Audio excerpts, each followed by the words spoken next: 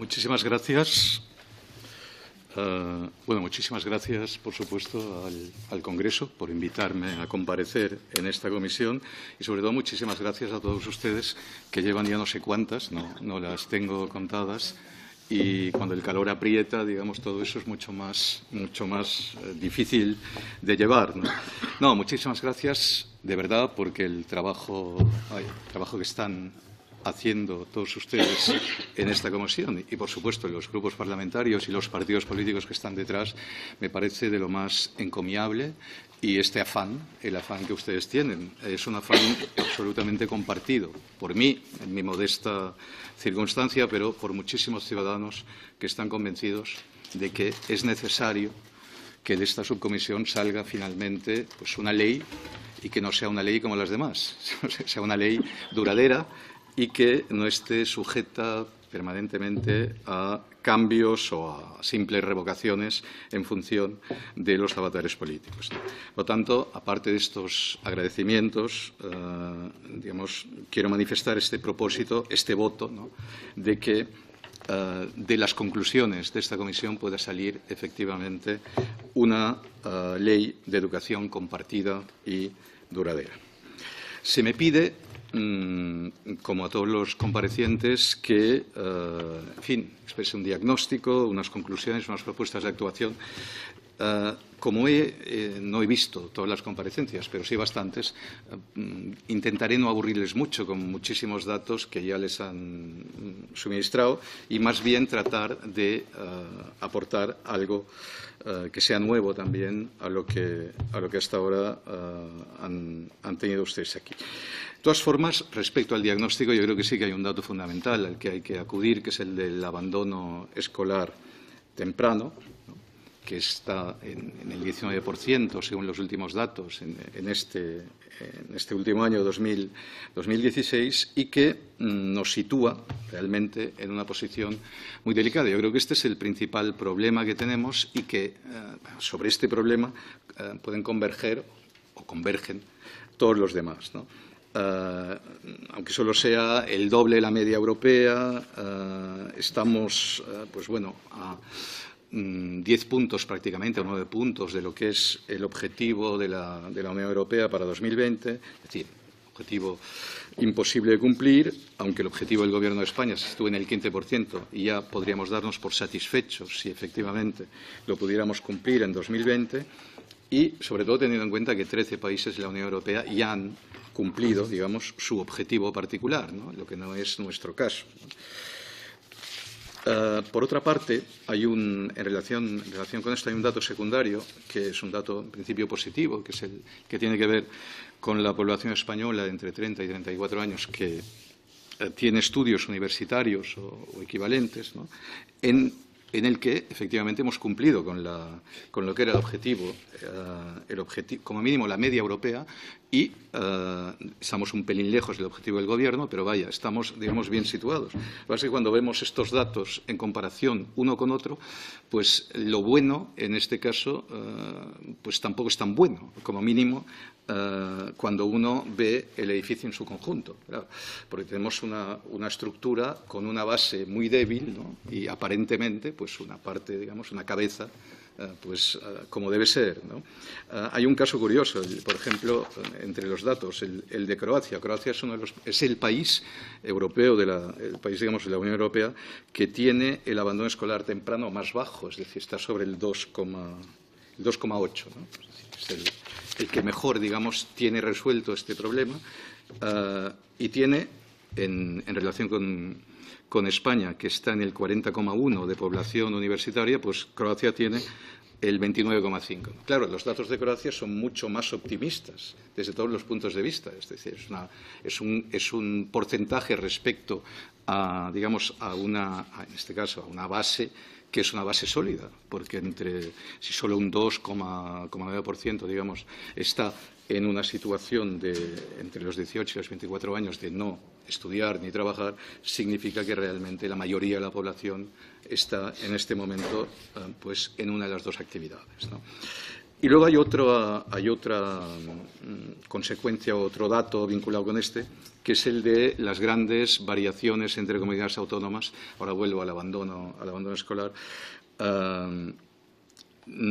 que existen en España, ¿no? Desde el 8% del País Vasco al 27% de Baleares, ¿no? Yo creo que esta es una distancia, yo diría que intolerable, que plantea un problema de equidad entre los españoles, más allá de otros problemas de equidad que puede tener también en este momento el diagnóstico que pueda hacerse sobre el sistema educativo, pero este es un problema evidente que además tiene muchas ramificaciones.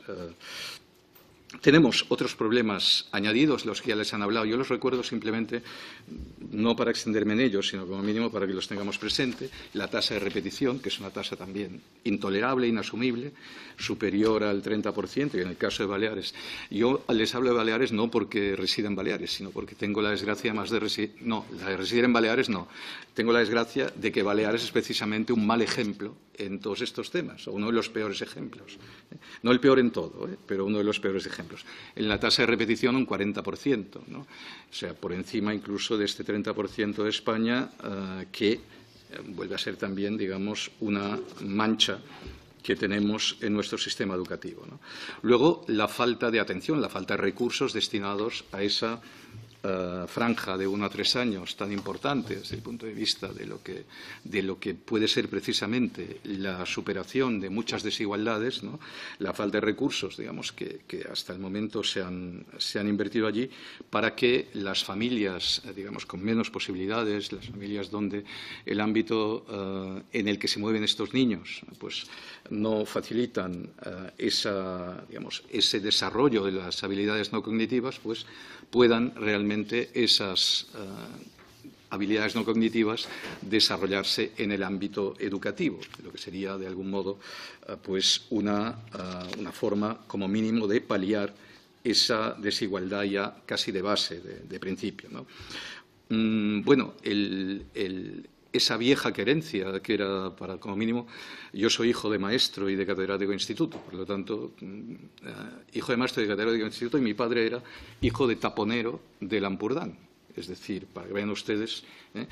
Bueno, pues eso por lo tanto, él es un ejemplo claro de ascensor, de persona que utiliza la educación como ascensor social, ¿no? Y cuando analizamos un poco los datos, pues llegamos a la conclusión de que ese ascensor social realmente, no digo yo que no exista, seguro que existe todavía, pero ha dejado de ser como mínimo lo que había sido, pues, históricamente, ¿no? Y tenemos ahora muchos problemas porque las estadísticas nos indican precisamente que aquel que es hijo de padres con estudios secundarios o de padres con estudios universitarios tiene infinitamente más posibilidades, digamos, de pues alcanzar unos estudios parecidos que no aquel que pues sus padres no tienen estudios o tienen unos estudios primarios muy limitados, ¿no? Otro dato que me parece significativo, el hecho de que entre las pruebas PIRLS, las de primaria, digamos, las evaluaciones de cuarto de primaria, y las PISA, las de secundaria, ¿no? Pues que realmente los porcentajes en términos globales pues sean los mismos, es decir, como si realmente los 5 años transcurridos entre una edad y otra pues no hayan servido prácticamente para nada, ¿no? Y relacionado con todo esto, y en un tema al que evidentemente voy a volver, la desmotivación del profesorado, es decir, el hecho de que pues aquel que tiene la principal responsabilidad en lo que es la educación, que es el maestro, el profesor, se encuentre sin, digamos, o sea, en un estado de franca desilusión respecto a lo que tiene y lo que es peor, respecto a lo que le espera, ¿eh? Entonces, bueno, a no ser que le espere la jubilación, que entonces ya es el caso de muchísimos docentes, ¿no?, que lo único que desean realmente es, y perdone la expresión, huir cuanto antes del infierno, ¿no? Y, por lo tanto, esta es otra de las consecuencias, si quieren, de la situación a la que me estoy refiriendo. Y, como conclusión, pues bueno, yo diría que el sistema es un sistema que tiene serios desarreglos, que hay que afrontarlos, que hay que darles solución, pero que la solución no es una solución parcheadora, ¿no? de ir poniendo parches aquí y allí, sino una solución tiene que ser sistémica. Hay que buscar una forma de que el sistema en su conjunto, es decir, desde la administración hasta el alumno, por decirlo así, y pasando también por las familias, etcétera, es decir, todo aquello que configura lo que llamamos comunidad educativa, etcétera, que todo esto funcione de un modo distinto de cómo ha funcionado hasta ahora, ¿no? Lo que no significa que no se hayan hecho cosas positivas y cosas de provecho, pero yo creo que la principal conclusión y la razón por la cual yo creo que estamos aquí, los que comparecemos y están aquí ustedes como diputados y como responsables, portavoces de esta comisión, pues es porque realmente no ha funcionado lo que hemos hecho unos y otros, y me incluyo, aunque solo sea porque yo alguna clase he dado, pero sobre todo he escrito, pero sobre todo aquellos que han legislado, aquellos que han estado realmente como profesores en el Tajo y, por supuesto, también pues, los sindicatos, los docentes, estén sindicados o no, todos aquellos que han intervenido, las familias, las asociaciones, etcétera, que han intervenido en lo que ha sido pues durante estos años la vida educativa, durante estos 30 años como mínimo, la vida educativa de este país, ¿no? Por eso yo creo que, aunque este es un tema recurrente, pues de poco sirve invertir dinero, el tema recurrente de la financiación de la educación. Por supuesto que sobre esto podemos hablar luego un poco más, pero de nada sirve si no somos capaces de modificar en general este marco. Es decir, puede servir, evidentemente, si hacen falta pues, profesores de refuerzo, etcétera, pues el dinero, bienvenido sea, porque servirá para contratar a estos profesores, ¿no? O sea, es decir, el dinero, no digo yo que no sirva para hechos puntuales, pero probablemente para lo que no va a servir es para resolver esta situación en la que nos encontramos si no somos capaces de arbitrar un marco en el que este dinero pues no quede ahí, digamos, perdido, sino que como un huerto permita que salgan de ahí algunos frutos, ¿no? Y no lo que nos puede ocurrir si no lo hacemos, ¿no? En resumen, el problema creo que es un problema global, un problema de sistema y que, por lo tanto, así hay que abordarlo, ¿no? De todos modos, todas estas medidas, yo creo que no, y ahí es donde pues yo quisiera aportar una visión que creo que, no digo que no le haya aportado nadie, pero porque tampoco he tenido ocasión de ver todas las comparecencias, pero creo que es una visión que sale un poco de los datos y entra en otro terreno que reconozco que es más opinable, pero que a mí me parece un terreno muy importante, ¿no? Es que, a pesar de todo eso, si no cambiamos otra cosa, si no actuamos también en otro frente, que es el del conocimiento, yo creo que no vamos a salir tampoco de allí, Es decir, miren, en Hannah Arendt, la filósofa y conocida intelectual, en un estudio sobre educación de mediados del siglo XX, del año 54, creo recordar, decía una cosa que es llamativa, lo decía en relación a la educación que ella había conocido en aquel momento en Estados Unidos, que es donde estaba exiliada, y decía que, por su propia naturaleza, la educación no puede renunciar ni a la autoridad ni a la tradición, y aún así debe desarrollarse en un mundo que ya no se estructura gracias a la autoridad ni se mantiene unido gracias a la tradición, ¿no? Y eso, que son palabras de hace pues 70 años prácticamente, ¿no? Bueno, 60 años como mínimo, pues yo creo que sigue siendo bastante cierto, Es decir, estamos en un mundo que no se estructura, aún mucho menos de lo que podría estructurarse en Estados Unidos en el año 54 a partir de la autoridad y de la tradición, pero sí que la educación tiene que ver con la autoridad y con la tradición. Y voy a precisar lo que hay que entender, o lo que yo entiendo por autoridad y por tradición, porque ahí también puede haber un malentendido. En todo caso, un simple apunte. Puede sorprender que una intelectual de izquierdas sostenga esto o sostuviera esto hace 60 años, pero también esa era la visión de Gramsci, por poner otro ejemplo, respecto a la educación. Es decir, era una visión completamente contraria a gente, digamos, que estaba en su propia órbita intelectual y que también pues partidaria de cambiar de cabo a rabo lo que era la educación y de cambiar completamente el modelo, ¿no? Gramsci también creía que la educación tenía que mantenerse en los patronos en lo que es el patrón tradicional, ¿no? Pero, evidentemente, evolucionando como hiciera falta, pero no cambiando de cuajo lo que era el modelo, ¿no? Les decía que autoridad y tradición hay que entenderlos, creo yo, autoridad hay que entenderlos en el sentido no de la potestas, sino, sobre todo, de la autoritas, es decir, de aquel que se convierte, digamos, en autoridad porque está legitimado por el saber, ¿eh? Es decir, aquel que tiene un determinado estatus porque es alguien que tiene unos conocimientos que va a transmitir, ¿no? Y lo que nos, en fin, lo que tampoco impide que tengamos en cuenta que la otra parte, digamos, de la potestas también tiene que darse, es decir, la autoridad del cargo, ¿eh? No digo yo que no sea importante, pero lo importante es lo otro, ¿no? Y en ambos casos lo que es fundamental, y yo creo que es algo que también se ha puesto bastante en cuestión en los últimos años, y se ha puesto en cuestión por mecanismos muy diversos, seguramente vinculados a lo que es la realidad, es lo que podríamos llamar, y también es una palabra que suena muy mal, pero me voy a atrever a pronunciarla, el principio de jerarquía. El principio de jerarquía entendido como que hay, digamos, una institución, que es el maestro, el profesor, que tiene cosas que enseñar y al lado hay pues bueno, unos alumnos, unos estudiantes que tienen cosas que aprender y uno está encima del otro. No están nunca al mismo nivel como a veces se ha querido pretender en los últimos años, ¿no? Y la tradición, entendida no como reivindicación de la clase magistral, no como reivindicación del aprendizaje memorístico, tampoco como, pues yo qué sé, apuntalamiento de currículos interminables, sino simplemente como la transmisión del conocimiento, es decir, la transmisión del afán por aprender, de la pasión, si quieren, por conocer, ¿no? Así es, como mínimo, como hay que entenderlo yo. Y en este doble sentido, creo yo que hoy en día sigue siendo plenamente, sigue estando plenamente vigente ese principio que enunciaba Arendt hace más de 60 años, por el que realmente lo que es la educación no puede renunciar ni a la autoridad ni a la tradición en el sentido, como mínimo, que acabo yo de transmitirles, ¿no?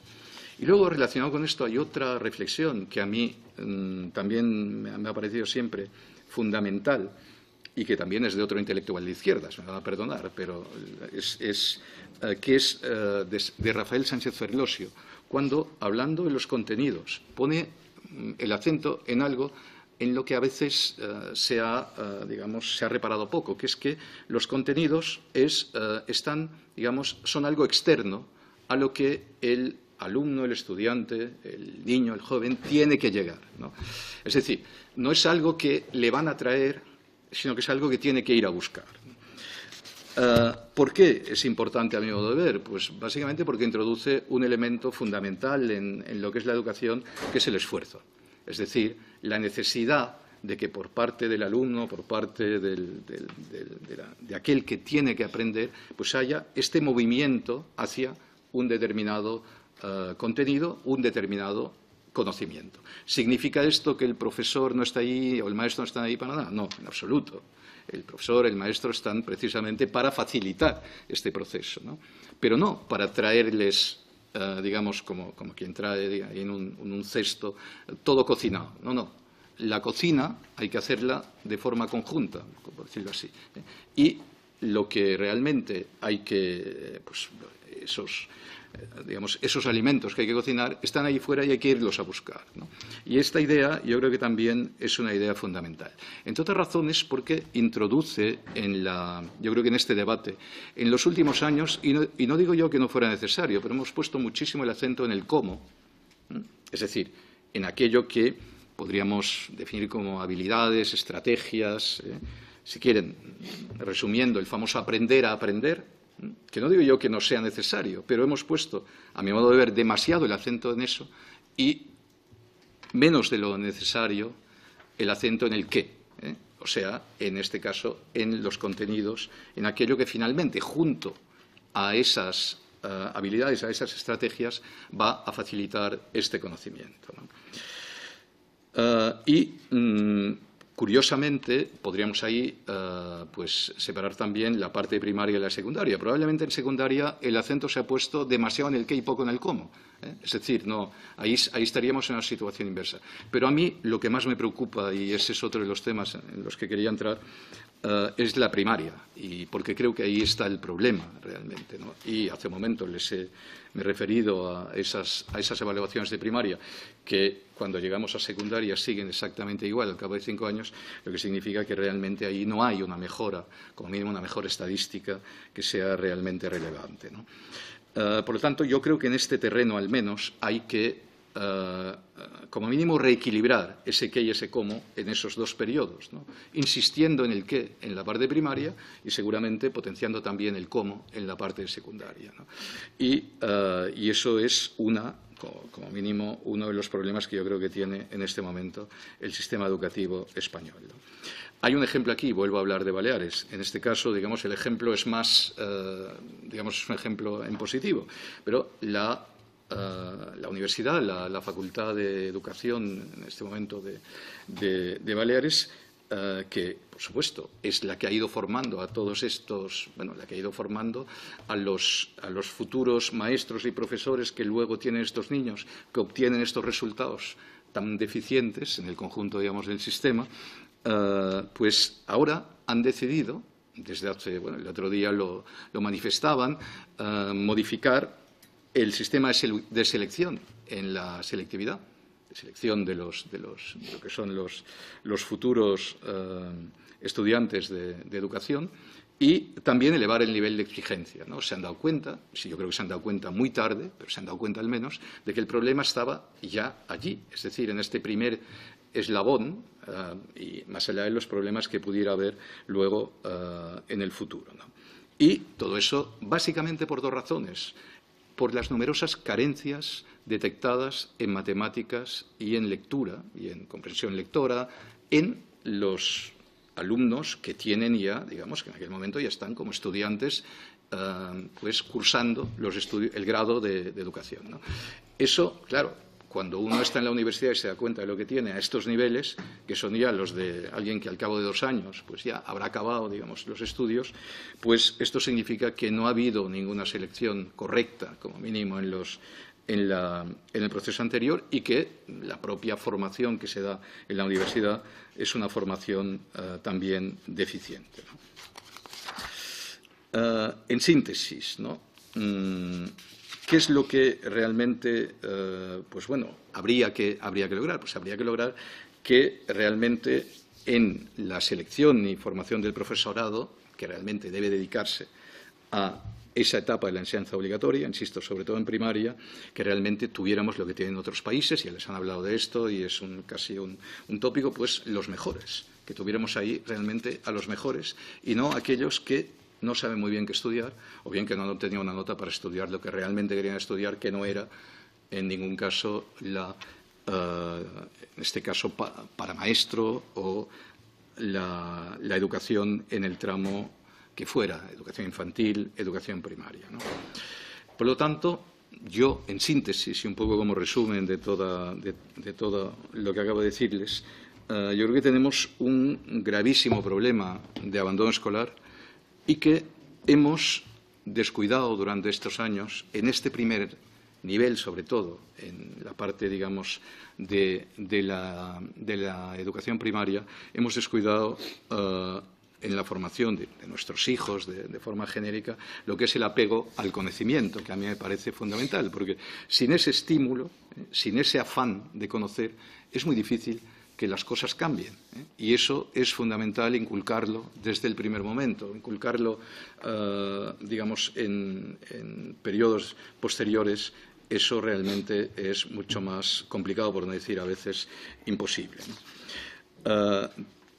Y, por supuesto, hay una relación entre ambos aspectos. No, a veces parece como si una cosa no tuviera que ver con la otra. Tiene que ver, por supuesto, ¿no? Es decir, aquel que no encuentra motivación, interés en el conocimiento, pues se va de algún modo despegando de lo que es pues la educación, las clases en las que se encuentra, y poco a poco también va abandonando, por decir, va perdiendo el tren, como si dijéramos, ¿no?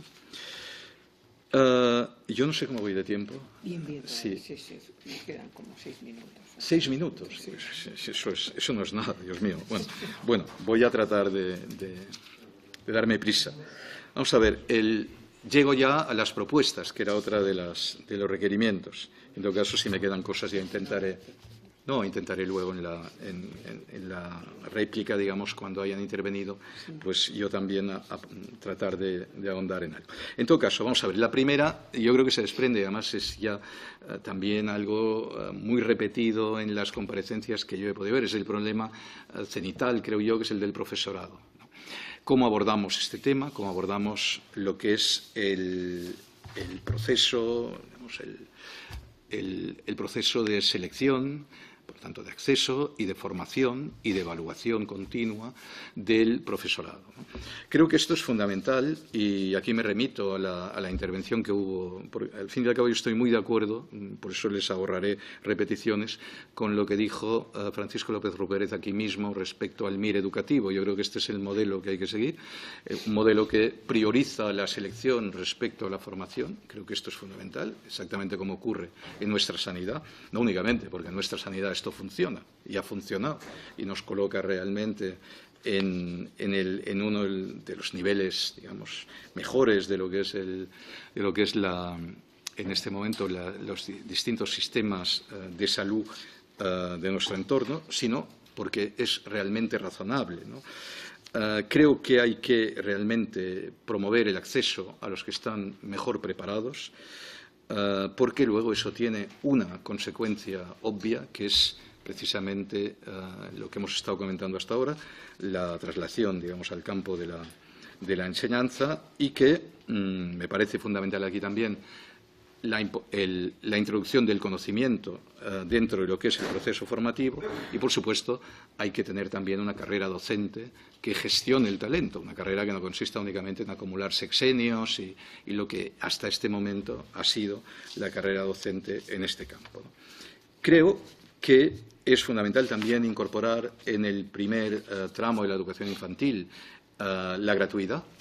Creo que es fundamental y que hay que hacer todo lo posible. Ahí sí que hay, evidentemente, una inversión económica que hacer, pero es una forma de combatir desde el primer momento la desigualdad y por ahí no habría que escatimar, digamos, inversiones, ¿no? Igual que con los profesores de refuerzo, para tratar de evitar, tanto como sea posible, también el daño de las repeticiones, que son, como antes ya he comentado y como también les han dicho en otras intervenciones, pues una forma realmente de ir entrando en una especie de bucle del que muy a menudo nos salen los estudiantes y que, no digo no, que alguna vez las repeticiones sirven, que conste, pero tienen que ser casos muy excepcionales, muy justificados y que no permitan, en todo caso, pues, acudir a otras formas de refuerzo, ¿no? Respecto a los currículos, yo creo que hay que adelgazarlos, que hay que dejar realmente lo esencial, lo significativo y renunciar a todo aquello que es accesorio. Creo que hay que potenciar lo común en los currículos. Poner un ejemplo, lo importante no es que los alumnos sepan cómo es el clima de su comunidad, lo importante es que sepan qué es el clima, qué importancia tiene, cómo influye, es decir, esto es lo básico. Lo común es aquello que nos permite llegar realmente a la pregunta fundamental y sobre todo cuáles son las causas que lo determinan, que lo modifican y, si quieren, hasta llegar a los efectos que puede tener sobre el calentamiento global. Eso es lo importante y no que en qué estaciones llueve, cuál es la pluviometría, etcétera, ¿no? Todo eso referido a una comunidad, a una localidad. Yo creo que esto es, no digo yo que no pueda, evidentemente, incorporarse, pero en todo caso eso tendría que ser lo menor y así con cualquier cosa, Lo que realmente nos interesa es lo común y lo que nos permite, perdón la expresión, ir por el mundo, más que por nuestro pequeño mundo, Y, por supuesto, hay que evitar la ideologización, es decir, todo aquello que sobre todo, por ejemplo, que se tiene en el profesorado, pero también en los libros de texto, ¿no? Es decir, en aquello que sirve como marco. Las evaluaciones, para mí, son fundamentales a todos los niveles, a nivel, digamos, de los centros, de los profesores, nivel de los alumnos y al nivel general del sistema. Y evaluación no quiere decir nota, ¿eh? Evaluación quiere decir que seamos capaces de analizar todos aquellos aspectos que realmente influyen sobre el funcionamiento de nuestro sistema educativo y que influyen sobre el rendimiento que puede dar un centro, que puede dar un profesor, que puede dar un alumno y que eso nos permita pues, encontrar, digamos, soluciones. En ese sentido, la autonomía de centro para mí también es absolutamente fundamental, pero siempre poniéndole como contrapunto la rendición de cuentas. Es decir, la autonomía no puede ser nunca algo gratuito. La autonomía de centro significa que hay que fijarse, pues que hay que confiar en el funcionamiento de un centro, y que, en todo caso, hay que ver cómo va. Y si no va bien, hay que tratar de modificarlo. Y si los objetivos que estaban previstos no se han cumplido, pues evidentemente también hay que tener muy presente que no se han cumplido, ¿no? Deben existir evaluaciones externas y comunes, ¿eh? Como mínimo, la de final de bachillerato. Este es mi punto de vista. Es decir, yo creo que tiene que haber una evaluación, como existe en tantos países de nuestro entorno, para validar los conocimientos de bachillerato, ¿eh?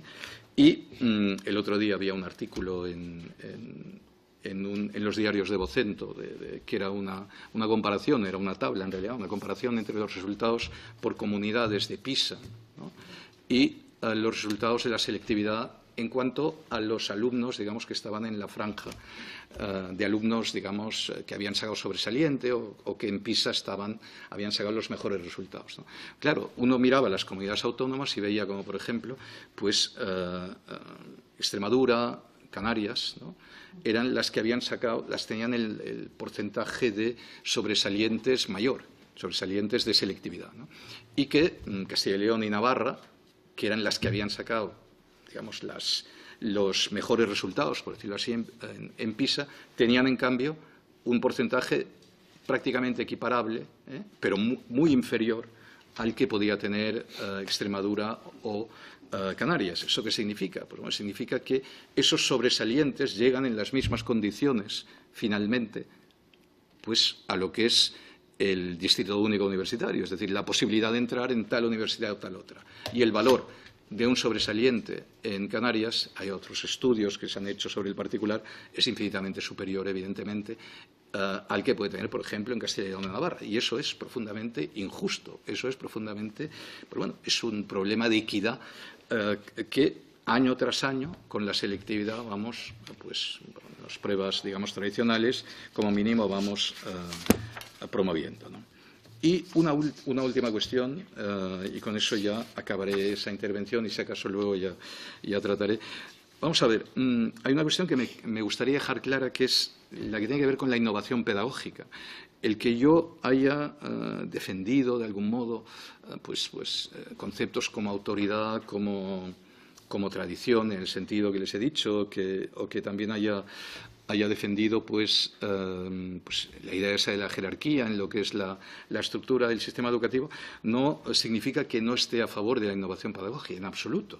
La innovación pedagógica es absolutamente necesaria en muchísimos aspectos. Lo único que tiene, digamos, que tener es exactamente igual que la autonomía del centro. Es decir, unos sistemas de comprobación, tenemos que estar seguros, no hay que utilizar las aulas como patios de innovación para ver qué sale de allí. Eso también lo tengo muy claro, ni los alumnos como cobayas, ¿eh? Lo que hay que hacer, evidentemente, es los sistemas, digamos, que creamos que pueden mejorar el rendimiento educativo, pues probarlos en contextos que no sean, evidentemente, los de la enseñanza reglada, ¿no? Y, sobre todo, analizar los resultados, ver qué es lo que ocurre con aquello que hemos aportado, ¿no? Cuando hay direcciones, por ejemplo, generales de innovación educativa, que lo que hacen es promover determinados métodos, pues ahí eso me parece que es pasarse ya del listón, ¿no? Pero es evidente que hay muchísimos métodos nuevos que la forma, poniendo simplemente un aspecto que me parece fundamental en primer lugar, que es todo lo que, a través de lo que es el mundo ya puramente telemático, ¿no? En este momento representa desde el punto de vista de la educación y la necesidad de adaptarnos a las a todas las innovaciones tecnológicas, que son, por otra parte, constantes y que obligan casi, porque además es lo que conforma realmente la cultura de los alumnos, de los estudiantes que tenemos delante, pues yo creo que eso es absolutamente necesario. Pero el otro día, por ejemplo, por poner un último ejemplo, me parece que creo que era en El Mundo, salía el ejemplo de este instituto de Núñez de Arce, creo que se llamaba, de Valladolid, que ha sacado los mejores resultados, en fin, mejores incluso que las medias de Corea y etcétera, ¿no? Bueno, tiene unos métodos de enseñanza completamente tradicionales y funcionan. Esto es lo importante, ¿no? Es verdad que es un instituto, y hay que decirlo, en que la mayoría de estudiantes que pues tienen padres con estudios universitarios, o sea que tienen un ámbito familiar que ya favorece unos buenos resultados, también es verdad, ¿eh? Pero lo que quiero decir es que los métodos tienen que estar también adaptados de algún modo a la circunstancia, a las necesidades, a las carencias, ¿no? Y no deben ser pues sacralizados a veces, como ocurre con todo aquello que tiene que ver con la innovación educativa en según qué casos, ¿no? Y nada más, creo que ya me he excedido, ¿no? Pues aquí. Muchas gracias. En todo caso, sí, una última cuestión, que es simplemente para volver al principio, ¿no? Porque si no luego me voy a olvidar. Quiero reiterarles la necesidad, por decirlo de algún modo, o la confianza, o el deseo, o el voto, para que de esta comisión salga pues lo que creo que no solo los que nos dedicamos a esto, sino muchísima gente en este país espera que pueda salir, que es una ley que tenga esa estabilidad que todos deseamos que tenga. Nada más, para no olvidar. Muchas gracias, señor Pericay.